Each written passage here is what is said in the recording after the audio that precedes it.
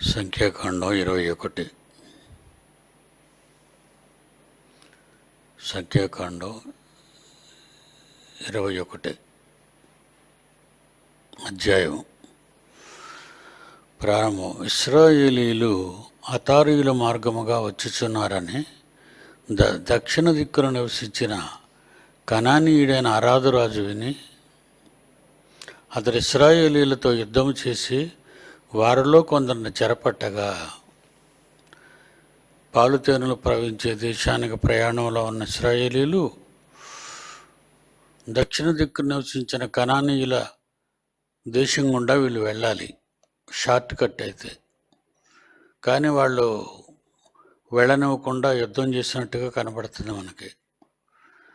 యుద్ధంలో ఇశ్రాయేలీలను ఓడించి కొంతమందిని చెరపట్టాడట.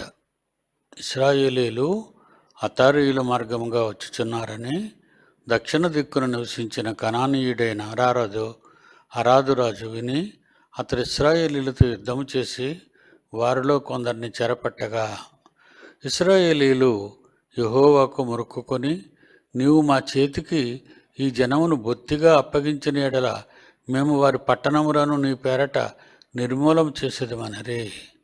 యెహోవా ఇశ్రాయేలీల మాట ఆలకించి ఆ కనానీయులను అప్పగింపగా ఇశ్రాయేలీలు వారిని వారి పట్టణములను నిర్మూలం చేసిరి. అందువలన ఆ చోటుకి హోర్మా అని పేరు పెట్టబడెను. మీకు అర్థమైపోయి ఉంటుంది. వీళ్ళు ముందు వెళ్ళనివ్వలేదు కనానీయులు. తర్వాత వీళ్ళు దేవుణ్ణి మొరపెట్టుకున్నారు ఇశ్రాయేలీలు. దేవుడు అప్పుడు మరలా వాళ్ళు మొరపెట్టుకోగానే విన్నాడు ఆ మొర. ఇశ్రాయేల్ చేతి కనానీయులను అప్పగించాడు. కనానీయులు ఓడిపోయారు. అప్పుడు ఆ మార్గం గుండా వాళ్ళని నిర్మూలన చేసి సేఫ్గా వచ్చేసారు అవతలకి. ఆ ప్లేస్కి హోర్మా అని పేరు పెట్టారు. వారు ఏదోము దేశమును చుట్టుపోవాలని హోరు కొండ నుండి ఎర్ర సముద్ర మార్గముగా సాగినప్పుడు మార్గాయాసము చేత జనులు ప్రాణం సమస్యలను కాగా ప్రజలు దేవునికిని మోషేకును విరోధముగా మాట్లాడి, ఈ అరణ్యములో చచ్చుటకు ఐగుప్తులో నుండి మీరు మమ్మల్ని ఎందుకు రప్పించితిరి. ఇది ఇప్పుడు రోజు వీళ్ళ నోటంటే వచ్చే మాట అది.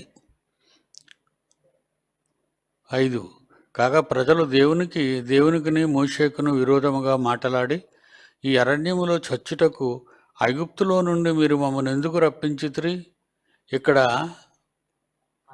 ఆహారము లేదు, నీళ్లు లేవు, సవిసారము లేని ఈ అన్నము మాకు అసహ్యమైనదనిరి. అందుకు యెహోవా ప్రజల్లోకి తాపకరములైన సర్పములను పంపెను. ఇశ్రాయేలీలు అనేకులు చనిపోయిరి.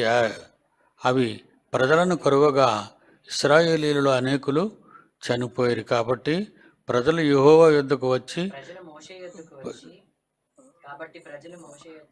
మోషే యొద్దకు వచ్చి మేము యెహోవాకును నీకును విరోధముగా మాట్లాడి పాపం చేసితిమి. యెహోవా మా మధ్య నుండి ఈ సర్పములను తొలగించినట్లు ఆయనను వేడుకొనుమనిరి. మోషే ప్రజల కొరకు ప్రార్థన చేయగా యెహోవా నీవు తాపకరమైన సర్పం ఒకటి చేయించి స్తంభం మీద పెట్టుము. అప్పుడు కరవబడిన ప్రతివాడు దాని వైపు చూచి బ్రతుకునని మోషేకు సెలవిచ్చాను.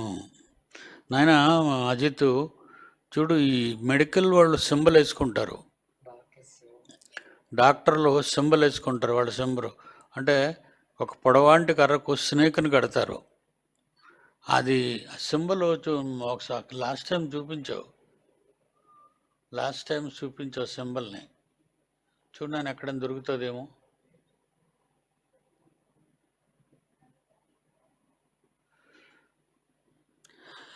ఏ సింబల్ అయితే చేయమని దేవుడు మోషేతో చెప్పాడో అదే సింబల్ని ఈరోజు ప్రపంచ ఇదండి సింబల్. డాక్టర్ టేబుల్ మీద కానీ హాస్పిటల్లో ఫొటోస్లో కానీ ఇవి మీరు అబ్జర్వ్ చేయండి. ఈ ఫోటో పెడతారు వాళ్ళు సింబల్. అంటే ప్రపంచం అంతా ఈ సంఖ్యాకాండంలో 21వ అధ్యాయంలో ఈ తాపకరమైన సర్పాలు వచ్చి ఇశ్రాయేలీలందరినీ చంపేస్తున్నప్పుడు వాళ్ళు మరలా మోషేకి దేవునికి క్షమాపణ చెప్పి ముందుగా విరోధంగా సణుక్కున్నారు కదా.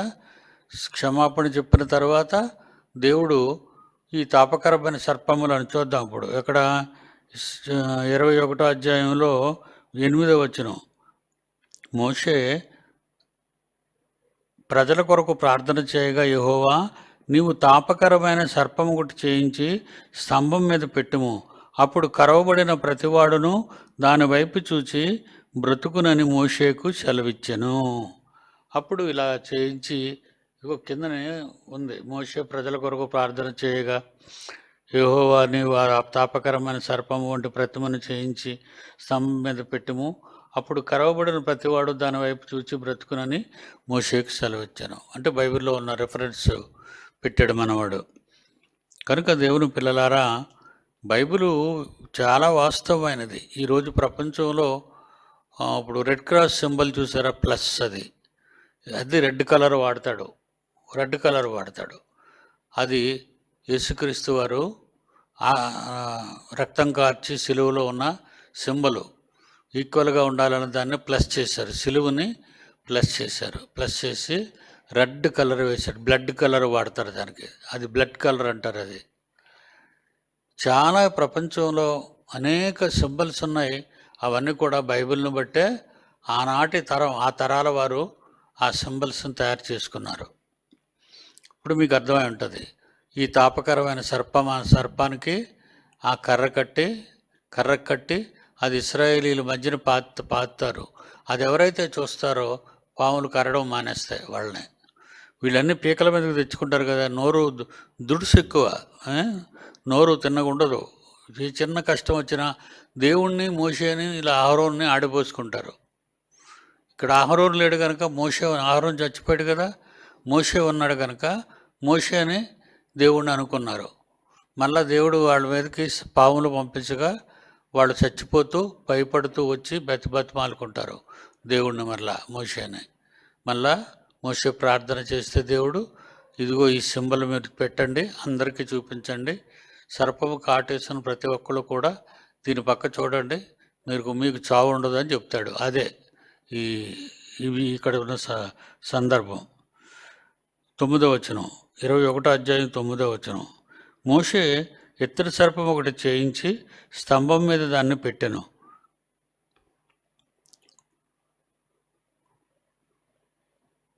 ఆ ఇత్తడి సర్పం ప్రతివాడు మోషే ఇత్తడి సర్పం ఒకటి చేయించి స్తంభం మీద దాన్ని పెట్టెను. అప్పుడు సర్పపు కాటు తినిన ప్రతివాడును ఆ ఇత్తడి సర్పమును నిదానించి చూచినందున బ్రతికెను. తరువాత ఇశ్రాయేలీలు సాగి ఓబోతులో దిగిరి. ఓబోతులో నుండి వారు సాగి సూర్యోదయ దిక్కున తూర్పుననగా మోయాబు ఎదుట అరణ్యమందలి ఈయే అబారీము వద్ద దిగిరి.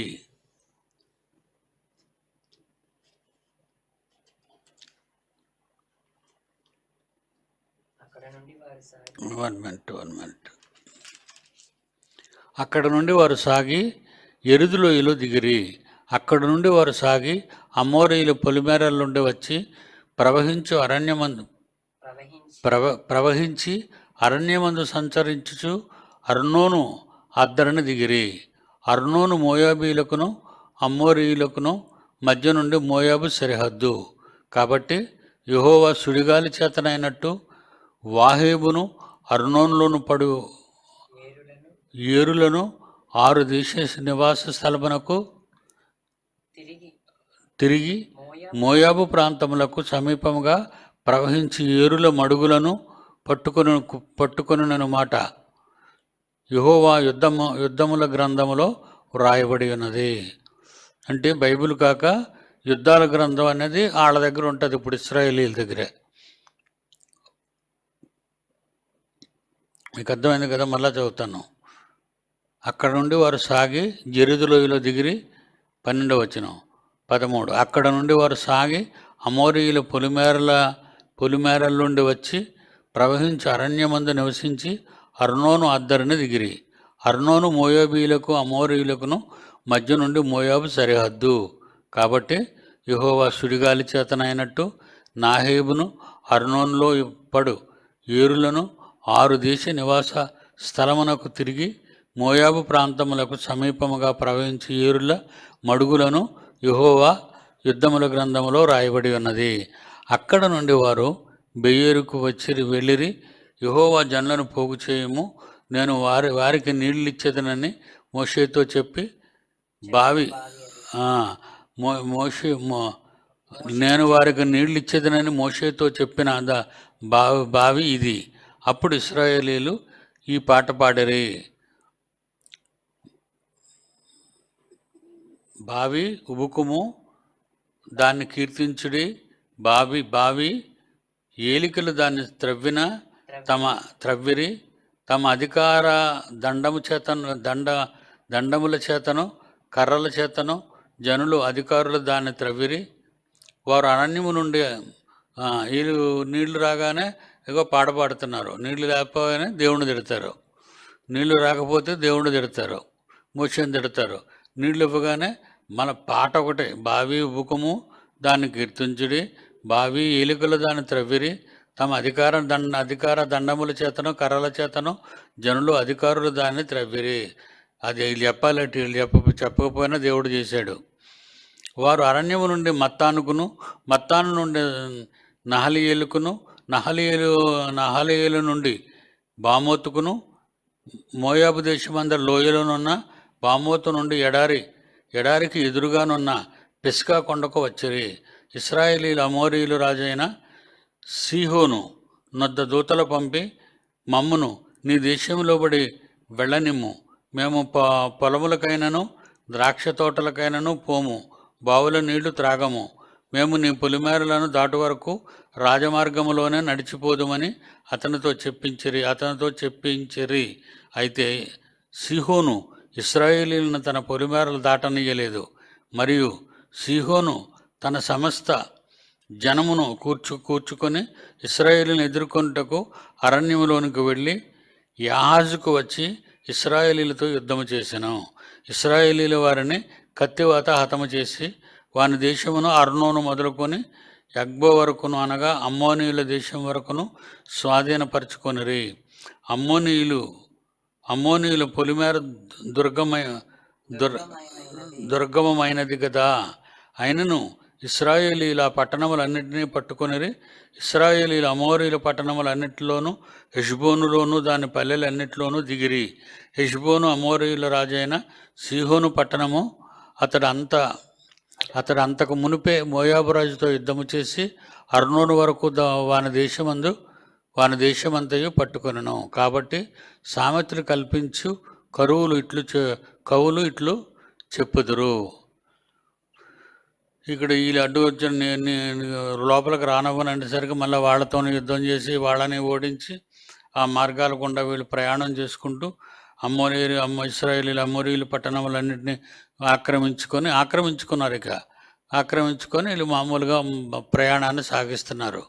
ఇలా సాగిస్తూ 27వ వచనం, కాబట్టి హెష్బోనుకు రండి, సీహోను పట్టణమును కట్టవలను, దాన్ని మరమ్మత్తు చేయవలను. హెష్బోను నుండి అగ్ని బయలువెళ్ళెను, సీహోను పట్టణము నుండి జ్వాలలు బయలువెళ్ళెను. అంటే వీళ్ళు యుద్ధం చేశారు కదా, దాన్ని రూపకాలంకారంలో చెప్తున్నారు. సీహోను పట్టణం దేవుడు వీళ్ళకి జయాన్ని ఇచ్చాడు కదా, అందు గురించి వాళ్ళు దీన్ని కన్వర్ట్ చేసుకొని రూపకాలంకారంలో పొగుడుతూ ఇది రాస్తున్నారు ఈ కీర్తన. సీహోను పట్టణమును కట్టవలెను, దాని మరమ్మత్తు చేయవలెను. హెష్బోను నుండి అగ్ని బయలువెళ్ళెను, సీహోను పట్టణము నుండి జ్వాలలు బయలువెళ్ళెను. అది మోయాబుకు చేరిన 6 దేశమును కాల్చెను. అర్నోను యొక్క పుణ్యక్షేత్రములు కాల్చెను. మోయాబు, నీకు శ్రమ. కెమిషు జనులారా, మీరు నశించితిరి. తప్పించుకున్న తన కుమారులను తన కుమార్తెలను అతడు అమోరీయుల రాజైన సీహోనుకు చెరగా ఇచ్చెను. వాటి మీద వేట వేసితిమి. దీబోను వరకు హెష్బోను నశించెను, నోఫహు వరకు దానికి పాడు చేసితిమి. అగ్ని వలన మెదేబారు వరకు పాడు చేసితిమి. ఇట్లు ఇశ్రాయేలీలు అమోరీయుల దేశములో దిగిరి, మరియు యాజేరు దేశమును సంచరించి మరియు యాజేరు దేశమును సంచరించి చూచుటకై మోషే మనుష్యులను పంపగా వారు దాని గ్రామములను వశము చేసుకొని అక్కడున్న అమోరీయులను తోలివేసితిరి. వారు తిరిగి బాషాను మార్గముగా ప్రయాణమైన వెళ్ళినప్పుడు బాషాను రాజైన ఓగును అతని సమస్త జనమును ఎద్రేయులు యుద్ధము చేయుటకు ఇశ్రాయేలీలతో వారిని ఎదుర్కొని బయలుదేరగా యెహోవా మోషేతో ఇట్లనెను, అతనికి భయపడకుము. నేను అతని సమస్త జనమును అతని దేశమును నీ చేతికి అప్పగించితిని. నీవు హెష్బోన్లో నివసించిన అమోరీయులకు రాజైన సీహోనుకు చేసినట్లు ఇతనికి చేయుము. కాబట్టి వారు అతనిని అతని కుమారులను అతనికి ఒక్కడైనను శేషించకుండా అతని సమస్త జనమును హతము చేసి అతని దేశమును స్వాధీనపరచుకొనిరి. వీళ్ళు వెళ్ళనివ్వటం లేదు ఇశ్రాయేలీయుల్ని. మరి వెళ్ళనివ్వకపోతే వీళ్ళకి ప్రయాణం పెరిగిపోతుంది. బాగా పెరిగిపోవటం వల్ల అలసిపోవటం వల్ల దేవుడి మీద తిరుగుబాటు చేస్తున్నారు. ఇక దేవుడు కూడా మరి వాళ్ళకి తప్పనిసరిగా మరి సహాయపడాలని ఆ దేశాలు వీళ్ళకి అడ్డుగా ఉన్నటువంటి ఆ రాజులందరినీ వాళ్ళందరినీ జయించి ఆ స్థలాల్ని ఆ దేశాలను ఆక్రమించుకొని ఇశ్రాయేలీయుల అనుభవంలోకి తెచ్చుకుంటున్నారు. అది అంతవరకు 21వ అధ్యాయం. 22 ఇవన్నీ ప్రయాణాలు అన్నమాట. ఇవన్నీ చూద్దాం. 22వ అధ్యాయం 22 సంఖ్యాకాండం 22. తరువాత ఇశ్రాయేలీయులు సాగి యెరికోకు ఎదురుగా యొర్దాను తీరముననున్న మోయాబు మైదానములో దిగిరి. సిప్పోరు కుమారుడైన బాలాకు ఇశ్రాయేలీయులు అమోరీయులు చేసినదంతయు చూచెను. జనము విస్తారముగా ఉన్నందున మోయాబీల వారిని చూచి మిక్కిలి భయపడిరి. ఇశ్రాయేలీయులు ఎక్కువగా ఉన్నారని మోయాబీలు భయపడ్డారు. మోయాబీలు రాజు బాలాకు. మోయాబీలు వారిని చూచి మిక్కిలి భయపడిరి. మోయాబీలు ఇశ్రాయేలీయులకు జంకిరి. మోయాబీలు మిద్యాను పెద్దలను చూచి ఎద్దు బీటి వచ్చి కనుక ఎద్దు బీటి పచ్చికను నాకివేయినప్పుడు నేను ఒకసారి అద్దం పెట్టుకుంటాను. బొత్తిగా చిన్న అక్షరాలు రా.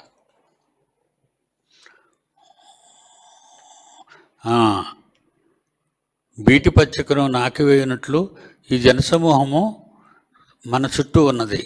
యావత్తును ఇప్పుడు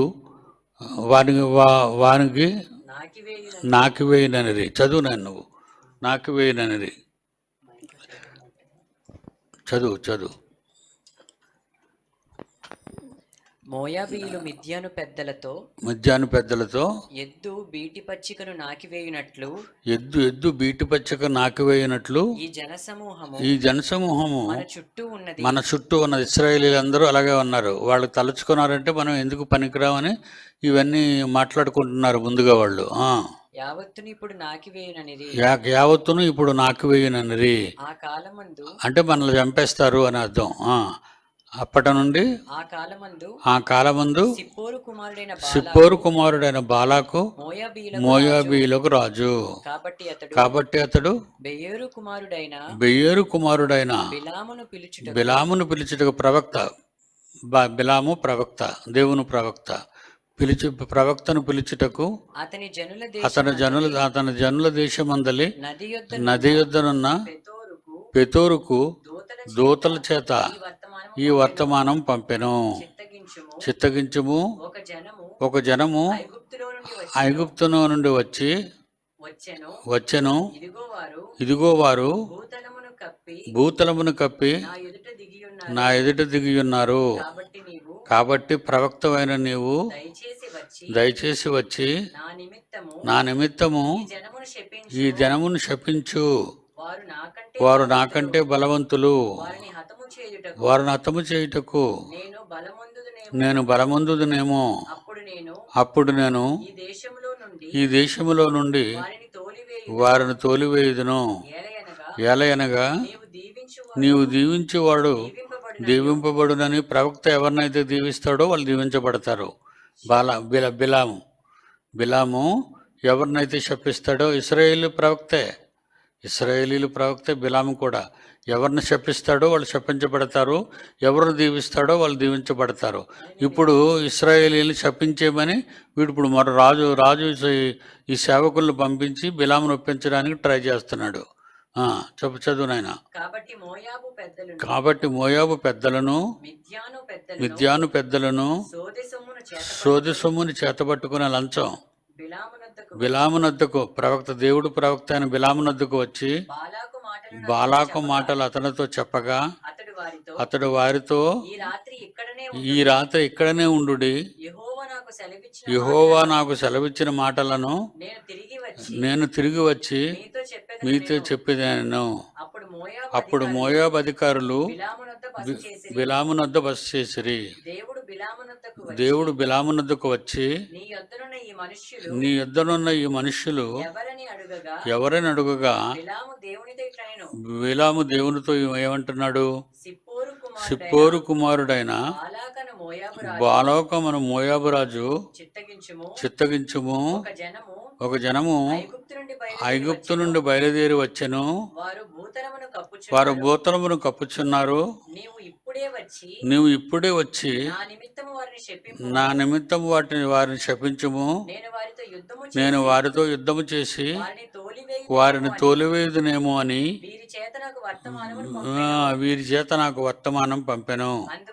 అందుకు దేవుడు నీవు వారితో వెళ్ళకూడదు, నా ప్రజలను ఇశ్రాయేలుని శపించకూడదు, వారు నా చేత ఆశీర్వదింపబడిన వారు అని బిలాముతో చెప్పాను.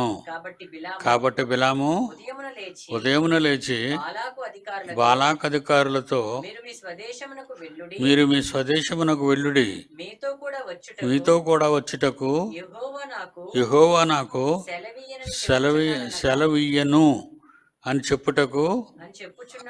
చెప్పుచున్నాడనగా మోయాబు అధికారులు లేచి బాలాకునొద్దకు వెళ్ళి బిలాము మాతో కూడా రానొల్లడాయిరి అనిరి. ఆయన బాలాకు వారికంటే బహుఘనత వహించిన ఆ రాజ్యంలో మరి ఎక్కువ మంది అధికారులను మరలా పంపెను. వారు బిలామునొద్దకు వచ్చి అతనితో నీవు దయచేసి నా యొద్దకు వచ్చుటకు ఏమీ అడ్డము చెప్పకము, నేను నీకు బహు ఘనత కలిగి చేసేదను. నీవు నాతో ఏమి చెప్పుదువో అది చేసేదను గనుక నీవు దయచేసి వచ్చి నా నిమిత్తము ఈ జనమును శపించమని సిప్పోరు కుమారుడైన బాలాకు చెప్పినరి.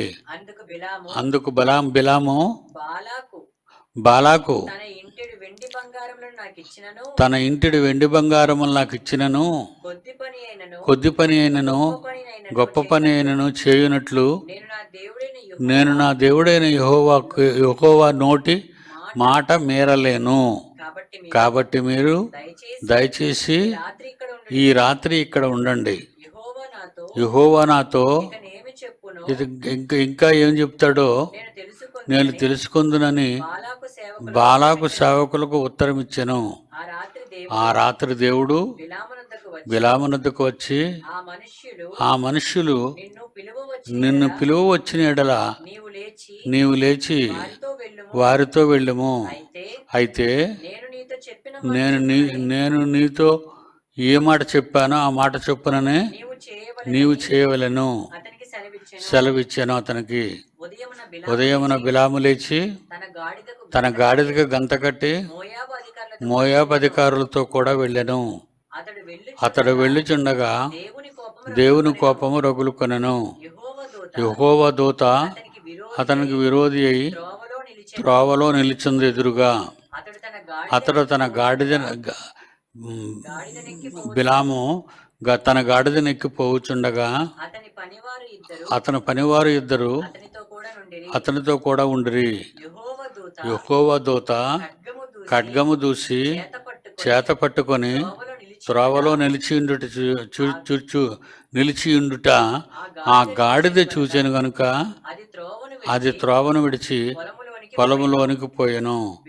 బిలాము దారికి మలుపవలనని గాడిదను దారికి మలుపవలనని దాన్ని దాన్ని కొట్టగా యెహోవా యెహోవా దూత ఇరుప్రక్కలను ఇరుప్రక్కలను గోడలు గోడల గల ద్రాక్ష ద్రాక్ష తోటల సందులో నిలిచెను. గాడిద గాడిద యెహోవా దూతను చూచి గోడ మీద పడి బిలాము కాలును గోడకు అదిమెను గనుక అతడు దాన్ని మరలా కొట్టెను. యెహోవా దూత ముందు వెళ్ళుచు కుడికైనను ఎడమకైనను తిరుగుటకు దారి లేని ఇరుకు చోటన నిలువగా గాడిద యెహోవా దూతను చూచి బిలాముతో కూడా క్రిందు కూలబడిన గనుక బిలాము కోపం మండి తన చేతి కర్రతో గాడిదను కొట్టెను. అప్పుడు యెహోవా ఆ గాడిదకు వాక్కునిచ్చెను, మాట్లాడే అధికారం ఇచ్చాడు. కనుక అది నీవు నన్ను ముమ్మారు కొట్టితివి, నేను నిన్నేం చేశాను నేను బిలాముతో చెప్పగా బిలాము నీవు నా మీద తిరుగుబడి ఉన్నావు, నా చేత ఖడ్గమున్న ఎడల నిన్ను చంపియుందునని గాడిదతో అనెను.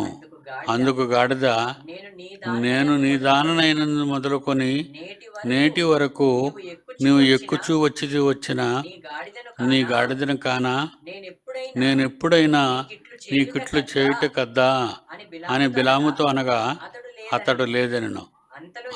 అంతలో యెహోవా బిలాము కన్నులు తెరిచెను గనుక దూసిన ఖడ్గము చేత పట్టుకొని త్రోవలో నిలిచి ఉన్న యెహోవా దూతను అతడు చూచి తల వంచి సాష్టాంగ నమస్కారం చేయగా యెహోవా దూత ఈ ముమ్మారు నీ గాడిదను నీ వేల కొట్టితివి, ఇదిగో నా ఎదుట నీ నడత విపరీతమైనది గనుక నేను నీకు విరోధినై బయలుదేరి వచ్చి తిని ఆ గాడిద నిన్ను చూచి ఆ గాడిద నన్ను చూచి ఈ ముమ్మారు నా ఎదుట నుండి తొలగెను. అది నా ఎదుట నుండి ఒకవేళ తొలగకపోయి ఉంటే నిశ్చయముగా నేనప్పుడే నిన్ను చంపి దాని ప్రాణమును రక్షించుదునని అతనితో చెప్పాను. అందుకు బిలాము నేను పాపము చేసి తిని నీవు నాకు ఎదురుగా త్రోవలో నిలుచుట నాకు తెలిసినది కాదు, కాబట్టి ఈ పని దృష్టికి చెడ్డదైతే నేను వెనుకకు వెళ్ళేదినని యెహోవా దూతతో చెప్పగా యెహోవా దూత నువ్వు వెళ్ళాలి ఆ మనుషుల దగ్గరికి, అయితే నేను నీతో చెప్పు మాటయే గాని మరి ఏమీ పలుకకూడదని బిలాముతో చెప్పాను. చదివిందంతా మీకు అర్థమైంది కదా. దేవుడు ఇశ్రాయేలీలకు ప్రవక్తగా ఉన్నటువంటి బిలాముతో ఇశ్రాయేల్ని కాపాడే ఆలోచనలోనే దేవుడు ఉన్నాడు. బిలాము ఒక ప్రవక్తగా ఉండి రాజు ఏదో బహుమానాలు ఇస్తాడని. అయితే బిలాముకి ఒక వరం ఉంది. ఏంటి ఆ వరం అంటే, ఎవరినైతే దీవిస్తాడో దేవుడు వాళ్ళని దీవిస్తాడు, బిలాము ఎవరినైతే శపిస్తాడో దేవుడు వాళ్ళని శపిస్తాడు. అలాగే బాలాకు రాజు దగ్గరికి వచ్చాడు. బాలాకు రాజు సేవకులు వచ్చారు బిలాము దగ్గరికి, బిలాముతో మాట్లాడారు మొదటిసారి. మరి మీకు కావలసినవన్నీ ఇస్తామన్నాడు రాజు, కనుక మీరు ఇశ్రాయేలీల్ని శపించండి, శపిస్తే మేము వాళ్ళని యుద్ధంలో ఓడించేస్తాం అని చెప్పారు. అప్పుడు నేను దేవుడి దగ్గరికి వెళ్తాను, దేవుడితో మాట్లాడతాను, దేవుడు ఏం చెప్తే అది చేద్దురు కానీ అని ఈయన దేవుడి దగ్గరికి వెళ్తే దేవుడు అన్నాడు, నువ్వు వాళ్ళ ప్రజల వాళ్ళ నువ్వెలా శపిస్తావో శపించకూడదు అని చెప్పాడు. బిలాముకు బుద్ధి చెప్పాడు దేవుడు. ఆయన రెండోసారి మళ్ళా వచ్చినప్పుడు మళ్ళా వెళ్ళడానికి సిద్ధపడుతున్నాడు. అంటే బిలాముకు జ్ఞానం ఉందా, దేవుడు అంటే భయం ఉందా? ఒక ప్రవక్త స్థానంలో ఉన్నటువంటి బిలాము శపించడానికి వెళ్తావా? నీ వాళ్ళని, నువ్వు కూడా ఇశ్రాయేలీయుడివే కదా, నీవు వాళ్ళని శపిస్తావా వాళ్ళని అని. సరే నువ్వు బయలుదేరు, అక్కడికి వీడికి పాఠం చెప్పాలని. సరే నువ్వు బయలుదేరు, ఆ మనుషులతో కూడా వెళ్ళు అన్నాడు. వచ్చేసరికి అప్పుడు దేవదూతను పంపించాడు. దేవదూత మార్గానికి అడ్డంగా కత్తి పట్టుకొని నిలబడింది బిలాముని చంపేయటానికి. అప్పుడు గాడిదగా భాష ఇచ్చాడు. ఎందుకంటే ఊరు గాడిదని కొట్టేస్తున్నాడు, గాడిదని ఊరికి చిత కొడుతున్నాడు కర్ర పట్టుకొని. అప్పుడు గాడిద బాధపడుతూ మరి దేవుడికి మొరపెట్టుకుందేమో. వెంటనే దేవుడు గాడిదకి స్వరం ఇచ్చాడు, అయ్యా నేను ఎందుకో ఈ గాడిదని కొట్టాను అంటే ఇది కారణం, మరి నాకు మరి దేవదూత కనబడలేదు. ఇదంతా అనవసరం, ఒక్కొక్క విషయం చెప్పాలి. మీరు వద్దంటే నేను వెళ్ళాను, మీరు వద్దంటే నేను చెప్పాను, అది తప్పైపోయిందని బిలాం ఒప్పుకుంటే బాగుండేది. బిలాం ఒప్పుకోలేదు కనుక దేవుడు బిలామును శిక్షించాలనుకున్నాడు, దేవదూతను పంపించాడు. అది ఇప్పుడు జరిగిన కాన్వర్సేషన్ వాళ్ళ బిలాముకిని దేవదూతకిని దేవుడికిని గాడిదకిని మధ్య జరిగిన సందర్భం ఇది. ఓకే, తర్వాత వచనం 36వ వచనం. బిలాము వచ్చెనని బాలాకు విని ఆ పొలిమేరల చివరనున్న అర్నోను తీరమునందలి మోయాబు పట్టణం వరకు అతన్ని ఎదుర్కొని బయలు వెళ్ళగా బాలాకు బిలామును చూచి, నిన్ను పిలుచుటకు నేను నీ యొద్దకు దూతలను పంపి ఉంటిని కదా, నా యొద్దకు నీ వేళ రాకపోతివి, నిన్ను గణపరిచే సమర్థుడను కానా అనెను బాలాకు రాజు అంటున్నాడు బిలాముతో. అందుకు బిలాము, ఇదిగో నీ యొద్దకు వచ్చితిని, అయిననేమి ఏదైనాను చెప్పుటకు నాకు శక్తి కలదా? దేవుడు నా నోట పలికించిన మాటయే పలికెదనని బాలాకుతో చెప్పాను. ఏదైనా దేవుడు పలికిస్తేనే పలుకుతాను తప్ప నేను ఎవరేం చెప్పినా పలకను అని చెప్పేశాడు ఖచ్చితంగా. అప్పుడు బిలాము బాలాకుతో కూడా వెళ్ళాను.